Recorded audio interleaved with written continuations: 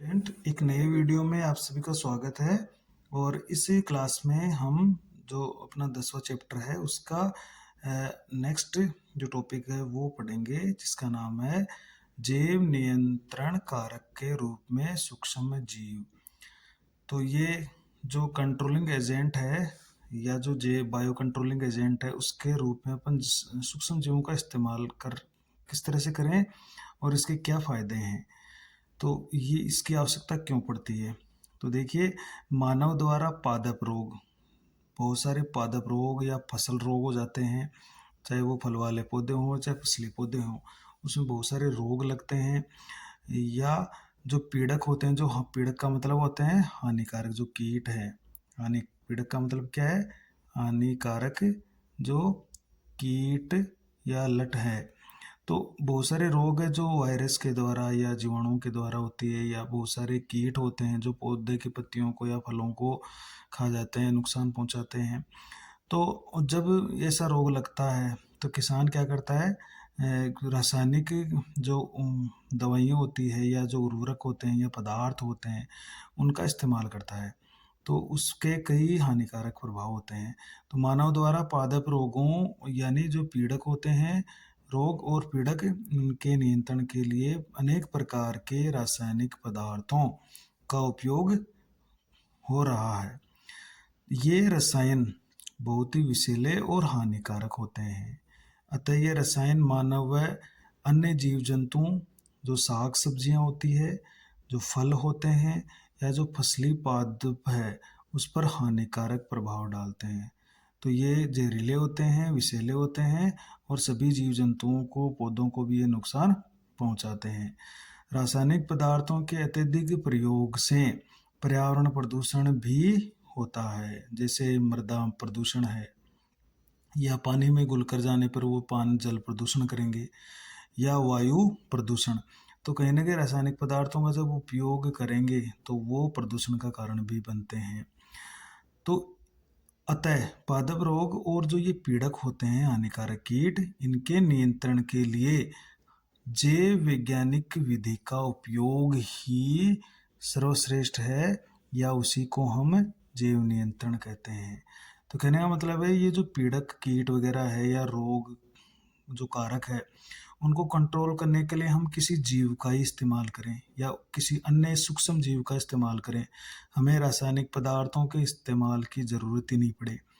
तो यही जैव नियंत्रण है कि हम ये जो रोग कारक है या जो पीड़क है होते हैं, इनको कंट्रोल करने के लिए किसी जैव या सूक्ष्म जीव का हम इस्तेमाल करें या किसी जीव का इस्तेमाल करें। तो ये है जैव नियंत्रण। तो अब हम इसकी परिभाषा भी हमने लिखी है कि पादप जो रोग कारक हैं या रोग कारकों और पीड़कों को नियंत्रित करने के लिए रासायनिक पदार्थों का उपयोग न करके, देखिए, न करके अन्य जीवों का उपयोग करना ही जैव नियंत्रण कहलाता है। तो हम कोई फसल में या पौधे में कोई कीट लग गया या कोई रोग लग गया, तो उसका कंट्रोल हम रासायनिक पदार्थ या केमिकल लाकर नहीं करेंगे, बल्कि किसी अन्य जीव की सहायता से उसका कंट्रोल करेंगे। और इसे हम क्या कह रहे हैं? जैव नियंत्रण या बायो कंट्रोल। जैव नियंत्रण में अनेक सूक्ष्म जीव उपयोगी होते हैं, देखिए। तो वो सारे हम सूक्ष्म जीवों की यहाँ चर्चा करने वाले हैं। जो महत्वपूर्ण सूक्ष्म जीव है, पीड़क जो हानिकारक कीट है या जो पादप रोग है, उसका हम जैव नियंत्रण कैसे करें और क्यों करें, तो वो भी महत्वपूर्ण है। तो देखिए, जैव नियंत्रण का मूल सिद्धांत किस किस पर निर्भर करता है? ये प्राकृतिक परभक्षण है। प्राकृतिक परभक्षण का मतलब होता है कि प्राकृतिक रूप से एक जीव दूसरे जीव को भोजन के रूप में खाता है। क्यों? कि जैसे हमने पढ़ा है पारितंत्र में कि जो उपभोक्ता होता है वो एक दूसरे को खाता है। जैसे प्राथमिक उपभोक्ता को द्वितीय उपभोक्ता खाता है, द्वितीय उपभोक्ता को तृतीय उपभोक्ता खाता है। तो एक जीव दूसरे जीव को अपने भोजन के रूप में ग्रहण करता है। तो हम इसी सिद्धांत का इस्तेमाल करने वाले हैं, और इसी सिद्धांत का, इस मूल भावना का इस्तेमाल करके हम पादप रोगों को और जो पीड़क है हानिकारक कीट, उसका नियंत्रण या उसका कंट्रोल करने वाले हैं। एक पारितंत्र में देखिए, यहाँ पर अब एक महत्वपूर्ण बात और है क्योंकि हम जब किसी रासायनिक पदार्थ का इस्तेमाल करते हैं तो उसमें जो हानिकारक कीट होते हैं उसके साथ साथ जो लाभदायक कीट होते हैं वो भी नष्ट हो जाते हैं। तो इसका एक नकारात्मक प्रभाव ये भी है कि हमने तो रोग को दूर करने के लिए किया था, लेकिन उसमें जो उपयोगी जो सूक्ष्म जीव होते हैं वो भी मर रहे हैं। और हम जानते हैं कि पारितंत्र में हर जीव का अपना एक योगदान होता है, महत्व होता है। जितनी ज़्यादा प्रकार के जीव होंगे पारितंत्र में, वो पारितंत्र उतना ही अच्छा माना जाता है। और अगर कोई जीव पूरी तरह से खत्म होता है तो उसका प्रकृति पर भी बुरा असर होता है। तो हम ये चाहते हैं कि कोई जीव पूरी तरह से नष्ट भी नहीं हो और पारितंत्र पर उसका प्रभाव, बुरा प्रभाव भी उस पर नहीं हो, और उसका कंट्रोल भी हो जाए, वो ज़्यादा हमें नुकसान भी या मानव फसलों को ज़्यादा नुकसान भी नहीं पहुंचाए। तो एक पारितंत्र में प्रत्येक जीव का अपना एक महत्व होता है। जितनी ज़्यादा जैव विविधता होती है पारितंत्र उतना ही स्थायी, संतुलित या जटिल होता है। पीड़कों और पादप कारकों का भी पारितंत्र में अपना एक योगदान होता है।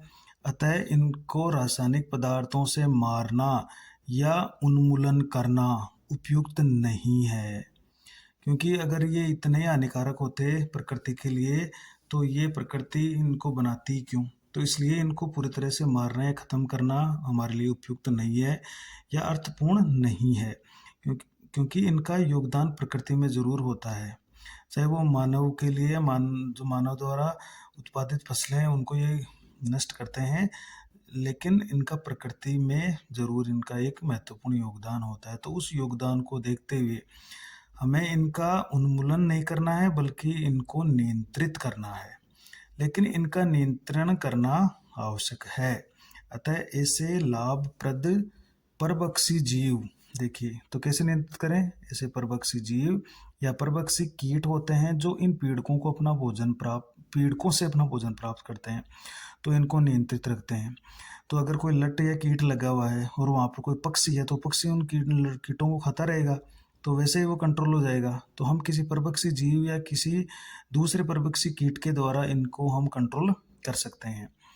अतः हम क्या करेंगे, कार्बनिक खेती या जो कार्बनिक कृषि है, ऑर्गेनिक फार्मिंग, उसको बढ़ावा देकर पीड़कों को नियंत्रित कर सकते हैं। और ये तभी संभव है जब हम केमिकल फ्री या जो रासायनिक पदार्थ से मुक्त खेती करेंगे, जिसको हम कार्बनिक कृषि भी कहते हैं। ये जैव विविधता और कार्बनिक खेती अपनाकर हम जैव विविधता को भी बचा सकते हैं। इसमें प्राणियों, जिसको फौना कहते हैं, या जो पेड़ पौधे होते हैं उनको फ्लोरा भी कहते हैं, उनको बचाया जा सकता है।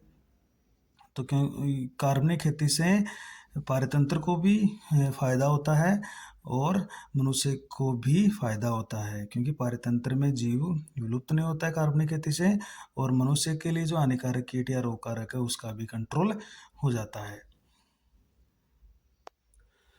कार्बनिक खेती जो ऑर्गेनिक फार्मिंग होती है उसके अनुसार जैव विविधता ही स्वास्थ्य की कुंजी है। तो देखिए मतलब बायोडाइवर्सिटी जो जैव विविधता होती है जितनी ज़्यादा विशाल होगी, जटिल होगी या स्थायी होगी, उतना ही मानव का स्वास्थ्य भी अच्छा रहेगा। तो जैव विविधता का होना वो मानव के लिए भी बहुत उपयोगी है।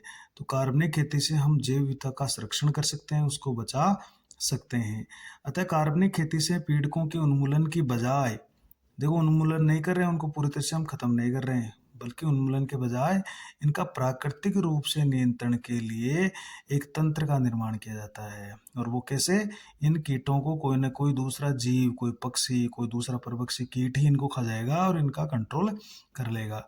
अर्थात अन्य जीवों द्वारा पीड़कों के परभक्षण से इनका नियंत्रण प्राकृतिक रूप से ही हो जाता है।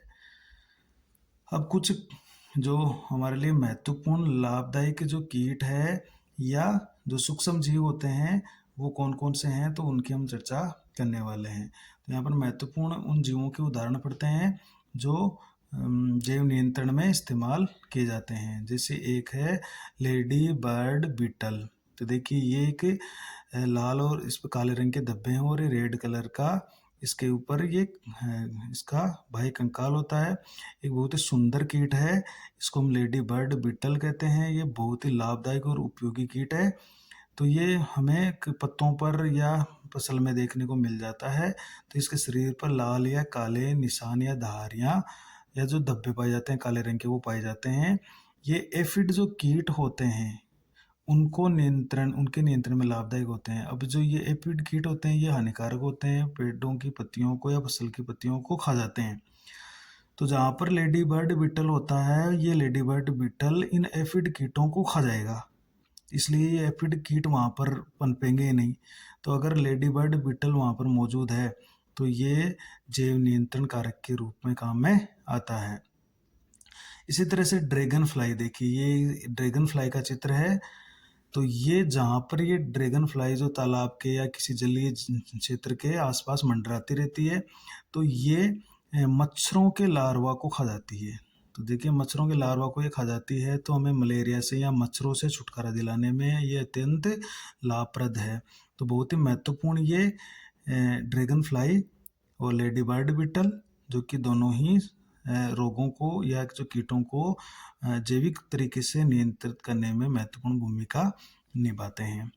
इसी तरह से एक जीवाणु है बेसिलस थुरिनजिएंसिस जीवाणु। देखिए बहुत ही महत्वपूर्ण जीवाणु है, जिसको हम शॉर्ट में बीटी भी बोलते हैं। बेसिलस से बी और थुरिनजिएंसिस से टी लेकर इसको शॉर्ट में बोल रहे हैं अपन बीटी। तो ये एक जीवाणु है देखिए।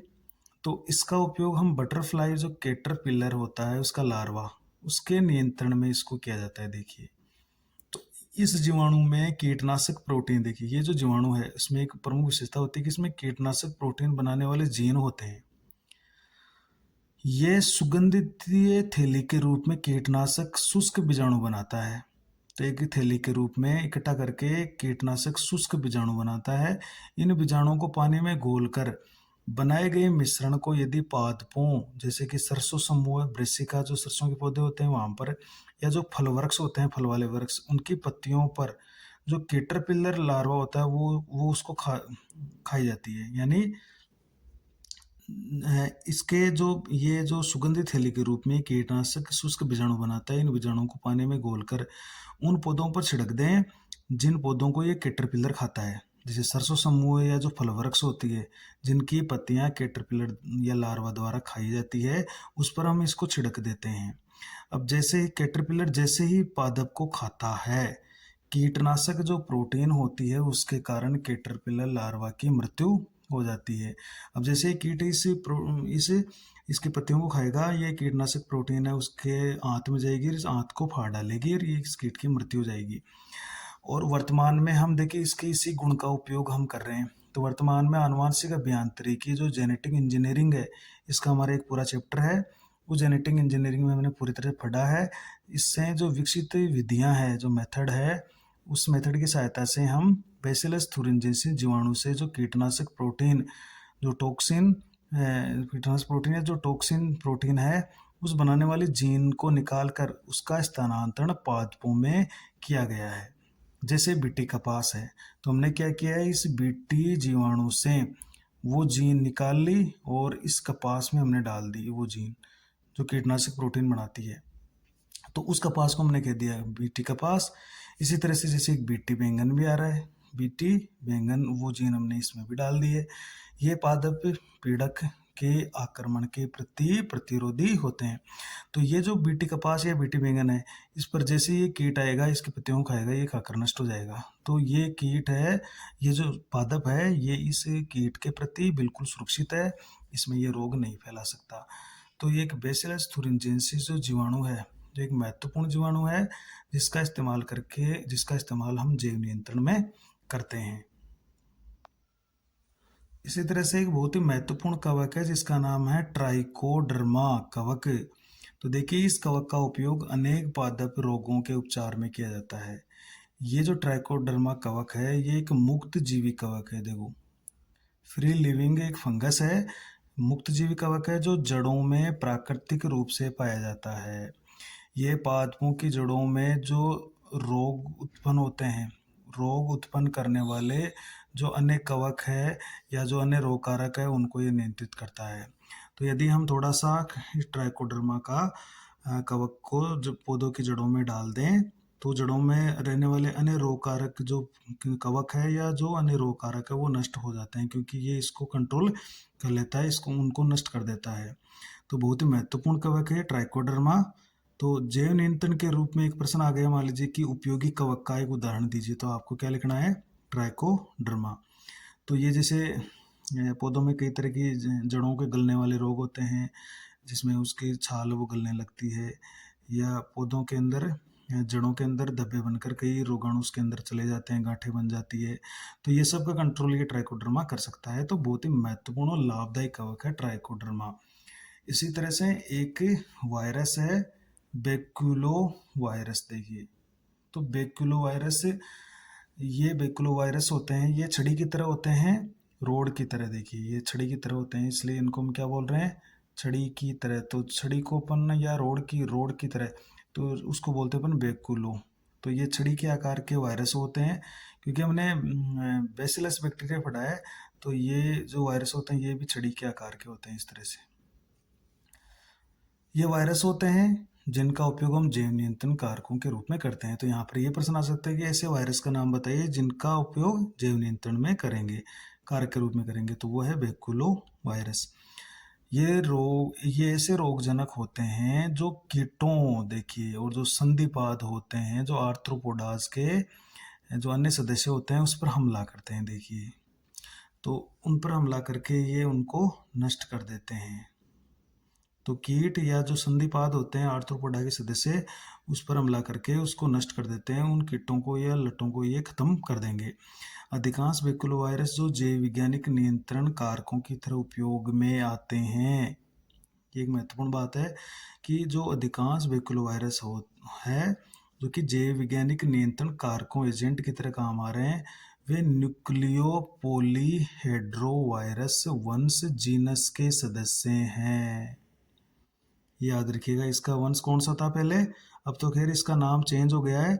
तो ये पहले इनका एक वंश था, न्यूक्लियो पॉलीहेड्रोवायरस। तो न्यूक्लियो यानी न्यूक्लिक अम्ल, यहाँ पर जो जिस इनमें डीएनए होता है, न्यूक्लिक अम्ल के रूप में डीएनए पाया जाता है। डीएनए न्यूक्लिक अम्ल कौन सा होता है? डीएनए। और क्योंकि हम जानते हैं कि वायरस में केवल एक ही न्यूक्लिक अम्ल होता है, तो न्यूक्लिक अम्ल तो होता है इसमें डीएनए, और पॉलीहेड्रो यानी इसका जो प्रोटीन का आवरण होता है ना ऊपर, कैप्सिड, उसकी जो आकृति होती है वो बहुकोणीय या बहुफलकीय होती है। तो इस कारण से इनको हम पॉलीहेड्रल बोलते हैं, और वायरस है ही। तो न्यूक्लिक अम्ल तो डीएनए हो गया, और पॉलीहेड्रल का मतलब है इसमें इनकी जो कैप्सिड की संरचना होती है, आकृति, वो पॉलीहेड्रल होती है या बहुकोणीय होती है, और ये वायरस है ही। तो इसका एक पहले वंश होता था न्यूक्लियो पॉलीहेड्रोवायरस, उसमें ये आते थे सारे। अब तो खैर इसका जो नाम है वो दूसरे वंश का नाम है वो चेंज हो गए हैं। ये वायरस विशेष सक्रिय स्पेक्ट्रम कीटनाशकीय उपचारों के लिए अति उत्तम माने जाते हैं। तो इस लाइन का मतलब क्या हुआ? सक्रिय स्पेक्ट्रम कीटनाशकीय उपचारों के लिए। तो कहने का मतलब है हम इनका इस चीज़ का उपचार करना है जहाँ पर लाभदायक कीट भी मौजूद है और ये हानिकारक कीट भी मौजूद है। तो हम ये चाह रहे हैं कि वो हानिकारक कीट तो खत्म हो जाए, लाभदायक जो कीट है वो खत्म नहीं हो, वो सुरक्षित रहे। तो वहाँ उस स्थिति में भी हम उपचार में इनका इस्तेमाल करते हैं। ये लक्ष्य कीट के अलावा, देखिए, जिस कीट के लिए हम इसको डाल रहे हैं ना, तो लक्ष्य कीट के अलावा ये किसी अन्य पादपों या कोई स्तनधारी या कोई पक्षी या किसी मछली या किसी अन्य लाभदायक कीट पर किसी प्रकार का यह हानिकारक प्रभाव नहीं डालते हैं, और जो लक्ष्य कीट है केवल उसी को ये नष्ट करते हैं। अतः ये वायरस समाकलित कीट प्रबंधन कार्यक्रम में सहायता करते हैं, यानी कीट नियंत्रित भी हो जाता है और लाभदायक कीट नष्ट नहीं होते हैं, हानिकारक कीट का नियंत्रण भी हो जाता है, और हमारा उद्देश्य पूरा हो जाता है जैव नियंत्रण का। तो ये जितने भी हमने ये जो कारक पढ़े हैं ये सब जैव नियंत्रण कारक हैं, और इन सूक्ष्म जीवों की सहायता से हम जो पादप रोग कारक है या जो पीड़क होते हैं हानिकारक कीट, उनका कंट्रोल कर सकते हैं।